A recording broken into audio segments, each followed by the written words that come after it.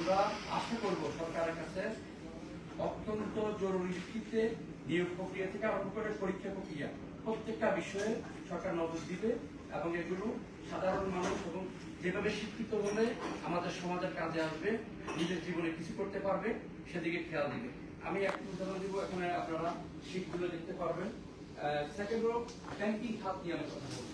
Banking খাত আমার নিজের আত্মীয় স্বজন থেকে আরম্ভ করে আপনারা নিজেরাও জানেন, অনেক মানুষ আজকে বেশ কিছু ব্যাংকের মধ্যে নিজের জীবনের সঞ্চিত অর্থ জমা রেখে এখন ব্যাংকে গেলে বলে এখন টাকা দেওয়া যাবে না, আপনারা আগামী মাসে আসেন। একজন মানুষের 70 লক্ষ টাকা জমা, সে বলছে আমাকে 1 লক্ষ টাকা দেন, 1 লক্ষ টাকাও ব্যাংক দিচ্ছে না। ওই যে ব্যাংকিং খাতে আজকে এই অত্যন্ত অসার অবস্থা, ভঙ্গুর অবস্থা, ব্যাংকিং খাত ধ্বংস হয়ে গেল, এটার পিছনে গুটি কয়েক পরিবার, কিছু আমলা জড়িত। আমরা সরকারের কাছে অনুরোধ করব, আমাদেরকে চিহ্নিত করে ব্যাংকিং খাত যাদের কারণে কলাপস হলো তাদেরকে চিহ্নিত করে তাদেরকে বিচার আওতায় আনতে হবে, ওদের সম্পদকে গভর্নমেন্টের ভান্ডারে আনতে হবে, এনে প্রত্যেকটি মানুষের পাওনা ব্যাংক থেকে তোলার ব্যবস্থা করতে হবে। তাহলে বাংলাদেশের ব্যাংকিং খাতায় সবার বিশ্বাস আসবে বলে আমি বিশ্বাস করি। আমি এই কথাটি বলতে চাই, বাংলাদেশ ব্যাংক সহ সরকারের ব্যাংকিং খাতে পুরাতন গভর্নমেন্টের 17-18 বছরের গভর্নমেন্ট যারা বসে আছে ওদেরকে নাড়াচাড়া দিয়ে নতুন করে যারা ক্রেডিবল মানুষ, যদি বাংলাদেশে এই সম্পদ না থেকে বিদেশ থেকে নিয়ে হলেও সেখানে এই ব্যবস্থাকে সচল করে মানুষের টাকা পয়সা দেওয়ার ব্যবস্থা করতে হবে। সম্মানিত ভাইয়েরা, চিকিৎসা ব্যবস্থা নিয়ে আমি কথা বলবো, সেটা মানুষের মৌলিক অধিকার। আপনারা জানেন, রিক্সা ড্রাইভার থেকে আরম্ভ করে শ্রমজীবী মানুষ, প্রত্যেকটি মানুষের তার চিকিৎসার একটা অধিকার রাষ্ট্রের প্রতি থাকে। আমাদের গ্রামে গঞ্জে সরকারের গড়া বিভিন্ন চিকিৎসা প্রতিষ্ঠান থাকলেও এগুলোতে ডাক্তারের সংকট, ডাক্তার টাইম মতো না আসা, নিয়ম মতো না বসা, এবং ডাক্তারের চেম্বারে আসলে আমার চেম্বারে আসবেন, হসপিটালে গেলে বলে চেম্বারে যাবেন, এই সমস্ত কার্ড বিতরণ করা, বিভিন্নভাবে কিছু কতিপয় ডাক্তার জড়িত। আমরা এই ডাক্তারদের কিছু কতিপয় ডাক্তার এইভাবে কমিশন বাণিজ্য এবং ভুল পরীক্ষা, অহেতুক কিছু পরীক্ষা নিরীক্ষার নামে মানুষকে বিভ্রান্ত করে আজকে সুস্থ এবং সুন্দরভাবে চিকিৎসা ব্যবস্থা না দেখে মানুষকে বিভ্রান্ত করছে।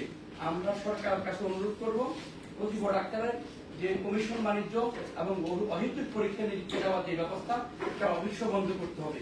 যে সমস্ত ডাক্তারদের ব্যাপারে এই সমস্ত অসুবিধা অবলম্বনের প্রমাণ পাওয়া যাবে, তাদের সার্টিফিকেট চিজ করার সহ আরো অনেক শাস্তির ব্যবস্থা করার আমরা বিধান করার অনুরোধ করব। সম্মানিত ভাইয়েরা, আমার কাছে শীত আছে, আপনারা চাইলে পরে নিতে পারবেন। আমি 2-3 উদাহরণ দেব। এখানে ঢাকার একটি বেসরকারি হাসপাতালে 2023 সালে হৃদরোগে আক্রান্ত এক রোগীর মৃত্যু হয়। তাকে জরুরি চিকিৎসার পরিবর্তে 12টি অপ্রয়োজনীয় ল্যাব টেস্টের পরামর্শ দেওয়া হয়। টেস্ট রিপোর্ট আসতে 3 দিন সময় লাগে, রোগীর অবস্থার অবনতি ঘটে এবং রোগীর মৃত্যু হয়। প্রথম আলো 15 মার্চ 2023। চট্টগ্রামের একটি প্রাইভেট হাসপাতালে 2023 সালের জুলাই মাসে 6 বছরের একটি শিশুর অ্যাপেন্ডিসাইটিস জরুরি অপারেশন এর আগে 15টি বিভিন্ন রক্ত পরীক্ষার নির্দেশ দেওয়া হয়। পরীক্ষার ফলাফল আসতে দেরি হয়, অপারেশন বিলম্বিত হয়, অ্যাপেন্ডিসাইটিস কেটে গেলে শিশুটির মৃত্যু হয়। দৈনিক ইত্তেফাক 25 জুলাই 2023। এইভাবে আরো কিছু এখানে সূত্র আপনাদের দিলাম, আমার কাছে আরো শীট আছে বেশ কিছু। বিচার ব্যবস্থার কথা আজকে আপনাদেরকে প্ল্যাটফর্মের বাইরে একটি কথা বলবো, আমার বিশ্বাস অনেকে লাইভে আছে দেশে থেকে। বিচার ব্যবস্থা যেটা আমরা প্র্যাকটিক্যালি বাংলাদেশে দেখা, বাদী পক্ষের উকিল, বিবাদী পক্ষের উকিল দুইজন মিলে যায়, বাদীর কাছ থেকে পয়সা নেয়, বিবাদীর কাছ থেকে পয়সা নেয়। বাদীকে বিবাদীর গোপন কথা বলে দেয়, বিবাদীকে বাদীর গোপন কথা বলে দেয়, লাগিয়ে রাখায়, সমাধান করার কোনো উপায় বাহির করে না। আজকে বাংলাদেশের বিচার ব্যবস্থা গত 16-17 বছরে, আমরা 16-17 বছরে যেই পরিমাণ মানুষের মিথ্যা মামলা, হয়রানিমূলক মামলা হয়েছে, এগুলো আমরা দেখি অনেক মামলায় বিদেশে মানুষ থেকে মৃত্যু হয়ে গেছে, তাকে আসামি বানাই দেওয়া হয়েছে। আমরা সরকারের কাছে অনুরোধ করব, এগুলো প্রমাণ সাপেক্ষে যদি কেউ মিথ্যা মামলা করে এবং যদি কেউ অহেতুক কাউকে হয়রানি করার উদ্দেশ্য মামলা করে, আমরা বিভিন্ন উন্নত দেশের আদলে বাংলাদেশ সরকারকে রিকোয়েস্ট করব, যদি কেউ মিথ্যা মামলা করে, এই মামলা মিথ্যা প্রমাণিত হলে তার উপরে বিবাদী পক্ষের সম্পূর্ণ খরচের দায়িত্ব, এবং প্রয়োজনে যদি বড় মামলা হয় তাকে জেল এবং শাস্তির বিধান রাখার জন্য আমরা সরকারের কাছে বিনীত অনুরোধ করব। সম্মানিত ভাইয়েরা, পরবর্তীতে আমি আরেকটা বিষয় নিয়ে কথা বলবো, রাজনৈতিক স্থিতিশীলতা।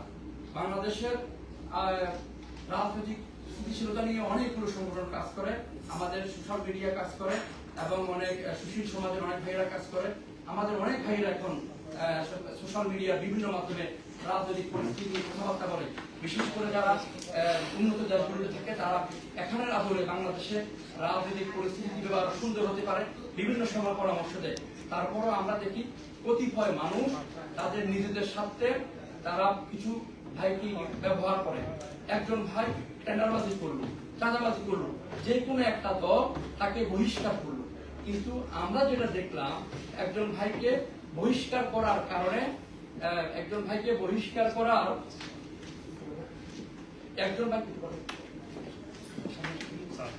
একজন ভাইকে বহিষ্কার করার কারণে যিনি অন্যায় করলো তাকে বহিষ্কার করার কারণে অন্যায় কিন্তু থামলো না। কেন থামে নাই?